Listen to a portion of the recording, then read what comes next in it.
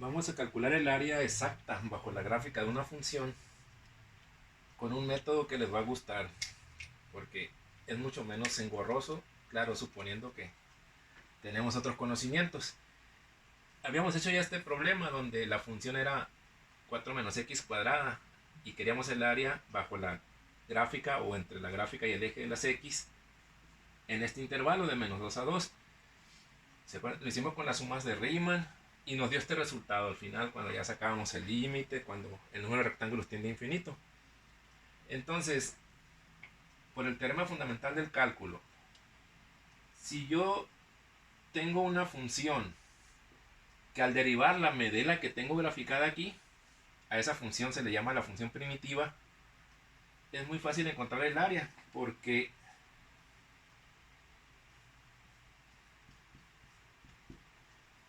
utilizando esa función, nada más evaluando el cambio que hay en la función primitiva de menos 2 a 2, eso corresponde al área.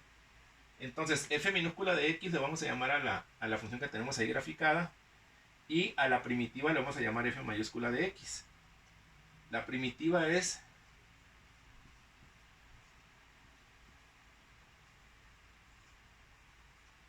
esta función. Si yo derivo esto, voy a obtener aquella función. Por eso decimos que esta es la primitiva de aquella. Esta es la que estaba primero antes de derivarla, ¿verdad? De ahí viene eso de primitiva. Entonces, el área, aquella que ya calculamos, ya conociendo esta función, es simplemente el valor de la función primitiva para b. Acuérdense que b es el extremo superior del intervalo, menos el valor de la función primitiva para a, que es el valor inicial del intervalo. Y entonces lo único que tenemos que hacer es evaluar esta función en esos valores, en este caso en menos 2 y 2. O sea que aquí el área sería f de 2 menos f mayúscula, ¿no? De menos 2. ¿Cómo encuentro f de 2? Pues sustituyo el 2 aquí en las x. Va a ser 4 por 2 menos 2 al cubo sobre 3. Y entonces aquí me daría 8 menos 8 tercios. 2 al cubo es 8, ¿no? Así lo voy a dejar. Se podría sacar el resultado, pero ese es f de 2. Lo voy a sacar por separado.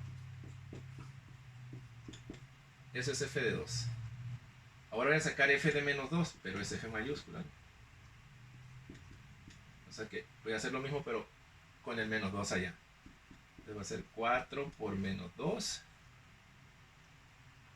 menos 2 al cubo sobre 3. Esto me va a dar menos 8. Y aquí menos 2 al cubo es menos 8. Por este menos de acá sería más 8 tercios. Entonces ahora ¿qué vamos a hacer? A este valor le voy a restar esto. Y eso ya va a ser el área. El área va a ser, ahora sí, f de 2 menos f de menos 2. Entonces f de 2 es 8 menos 8 tercios. Menos, paréntesis porque tiene dos términos, menos 8 más 8 tercios. Entonces aquí va a ser menos por menos, va a ser más. Pues este va a ser 8 positivo con este 8 positivo sería 16. Menos por más va a ser menos, te va a ser aquí menos 8 tercios. Menos 8 tercios y acá serían menos 16 tercios. Y entonces 16 enteros los convierto a tercios para hacer la resta. Estos serían 48 tercios. Menos 16 tercios. Y entonces el área serían 32 tercios. Y esto en fracción mixta serían 10 enteros y 2 tercios. Que es lo mismo que obtuvimos de la otra manera. Entonces, esto es utilizando, a esto se le llama el teorema fundamental del cálculo. O sea que en otras palabras, el límite cuando n tiende a infinito de la sumatoria de i igual a 1 hasta n de f de x y por delta x, esto es igual a f mayúscula de b menos f mayúscula de A. Entonces, ¿cuál es la bronca aquí nada más? Nada más, entre comillas, pues conocer la función primitiva de la que tengo aquí graficada. Y si considero que esta es la derivada de esta, entonces, si yo tengo la derivada y quiero encontrar esta función, se dice que obtengo la antiderivada. Tengo que obtener la antiderivada de eso. ¿Sí? Entonces, la antiderivada de una función también se le llama la integral indefinida.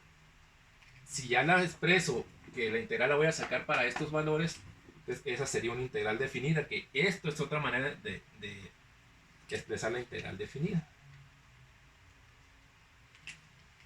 O sea que esto, con notación de integral, sería la integral, así se escribe, de a hasta b, de f minúscula de x, o sea, de la función que está graficada, así se expresa. Esto debe ser igual a f de b menos f de a. Ese es el teorema fundamental del cálculo. Y entonces esta función, acuérdense que no es la misma que esta. Esta es la antiderivada de esta. ¿Sí? O sea, esta es la derivada de esta. Esta es la antiderivada de esta. Y por eso es que es conveniente aprender a antiderivar, porque nos ahorra muchas broncas luego en problemas de aplicación del cálculo.